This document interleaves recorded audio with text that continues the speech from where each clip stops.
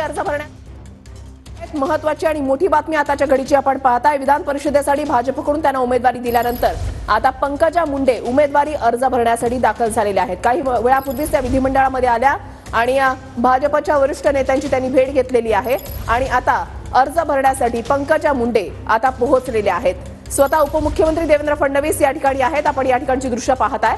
पंकजा मुंडे विधान परिषदेसाठी अर्ज भरण्यासाठी पोहोचलेले आहेत। धनंजय मुंडे सुद्धा या दृश्यांमध्ये आपण पाहताय। आशिष शेलार आहेत, भाजपचे सर्व प्रमुख नेते जे आहेत ते या ठिकाणी उपस्थित आहेत।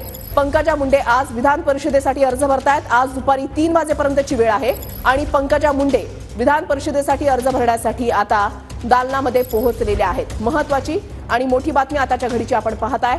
भाजपकडून विधान परिषदेसाठी 5 उमेदवार जे आहेत ते देण्यात आलेले आहेत। शिंदे आणि अजित पवार गटाकडून प्रत्येकी 2-2 उमेदवार असतील आणि आता पंकजा मुंडे यांचा अर्ज दाखल करण्यासाठी भाजपचे प्रमुख नेते जे आहेत ते सुद्धा सोबत असल्याचं पाहायला मिळत आहे। पंकजा मुंडे यांचं पुन्हा एकदा राजकीय पुनर्वसन करण्यासाठी त्यांना ही उमेदवारी दिलेली आहे आणि आपण याबद्दल आभारी आहोत अशी प्रतिक्रिया पंकजा मुंडे यांनी सुद्धा दिलेली आहे। पंकजा मुंडे लोकसभा निवडणुकीमध्ये त्यांचा पराभव झाला।